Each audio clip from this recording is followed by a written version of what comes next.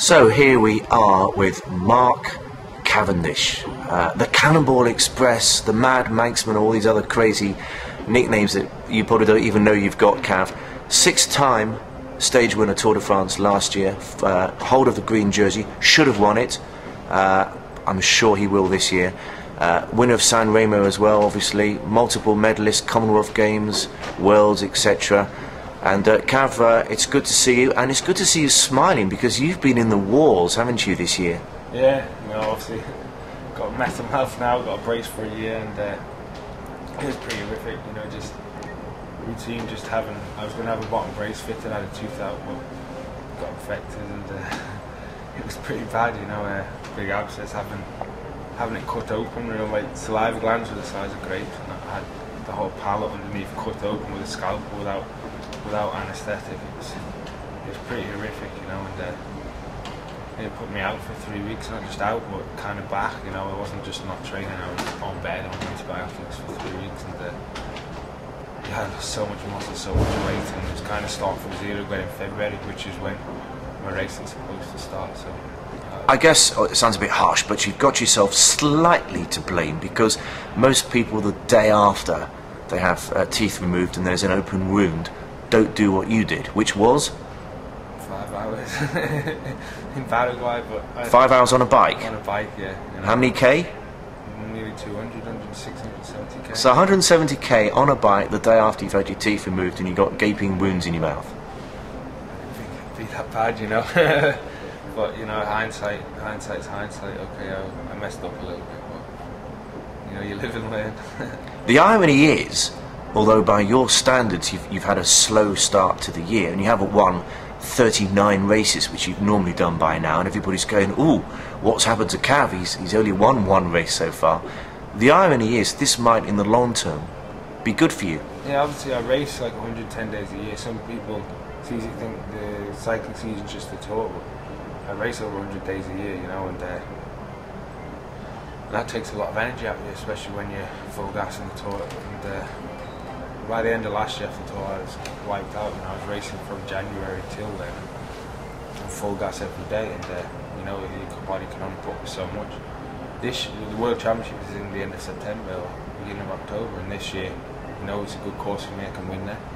And so in hindsight, it's a better thing I start late because I'm still, be fresh with it. I'm not fresh, but I still have energy for it. You'll have some juice in the tank. Exactly. Yeah. Whereas September last year, you were gone. I was wiped out, yeah. I was trying to still push it, but I got sick, and that's because you do when you're pushing your body over the limit, it kind of shuts down a bit. So. Well, the green jersey now, of course, you wore the green jersey for a while last year, which is great, but I guess this year you don't just want to wear it, you want to take it home with you. Yeah, absolutely. I went into last year's tour, so the green jersey would be a bonus. I want to win as many stages as possible, and green should come at the end of that, which it should have without disqualification. But this year, yeah, it's all about the green. And last year it was a bonus if I got it. This year, it's a failure if I don't get it. I know I can win it now. So, yeah. Well, you pretty much won it last year. I mean, if it wasn't for the disqualification, you would have won it. Yeah, I lost 4. I was relegated, and it was an unfair relegation. I lost 14 points that stage. I lost the green by 10, so... I guess that tells you then that you know you can win it because you kind of won it last year. That's the thing, before I didn't know, so that's why I said I'll win as many stages and the green may come.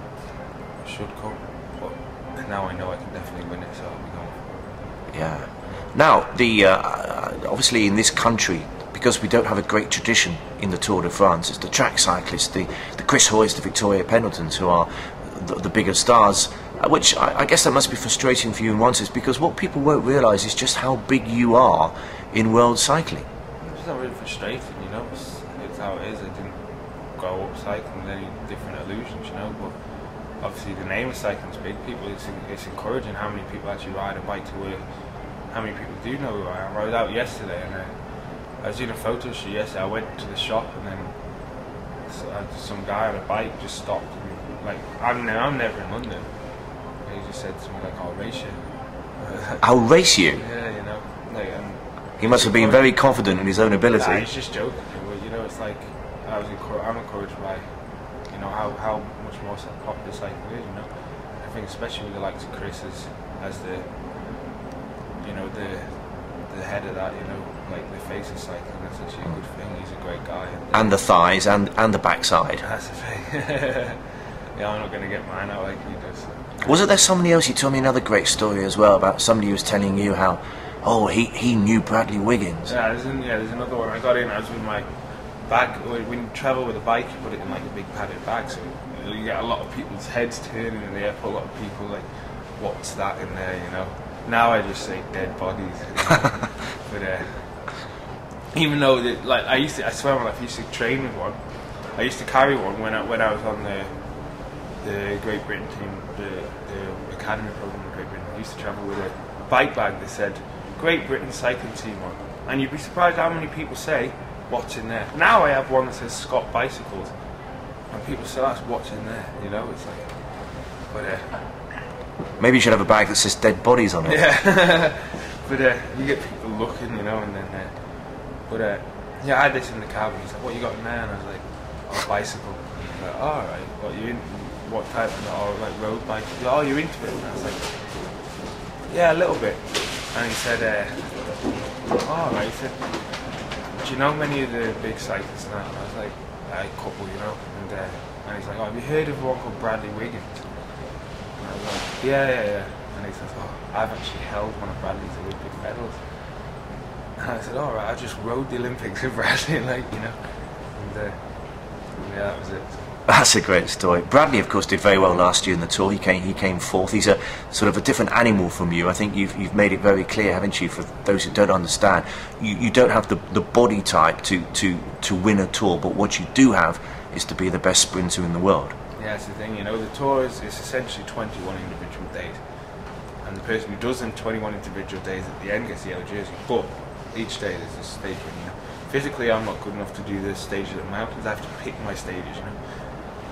To sprint, instead of consistently getting, you know, higher up in the thing, I want to win. I want to win on each day, you know. And yeah, so that's what I do. I win each consecutive day, but Bradley tries to do as best as he can, like on average over the whole of the 21 days. And so there's lots of different competitions going on inside the Tour, and yeah, we're different, but it's good because it gives the British people two different things to cheer for, you know. Well, talking about the next few years, I mean, you have got so many exciting goals to reach. Obviously, the green jersey, more stage wins. I mean, there'll be records could tumble in terms of stage wins, but World Championships, same again next year, and then 2012. I think something may be happening in 2012. Yeah, obviously the Olympics are coming down. And, yeah, that'd be nice, you know. The road race going through the heart of London. I think being encouraged by racing the Tour through London, and even the Tour of Britain when that's been in London, like how many people come out and watch it. I think the Olympics is going to be incredible, and of course it suits me, and yeah, for sure in terms of like with cycling Palmares, it's not too big, but in terms of, you know, being British and national pride like that, it's going to be a big thing. Yeah, and by which stage your teeth will not be hurting anymore, and the brace will be off, and there shouldn't be any more problems. I hope not. Let's cross our fingers.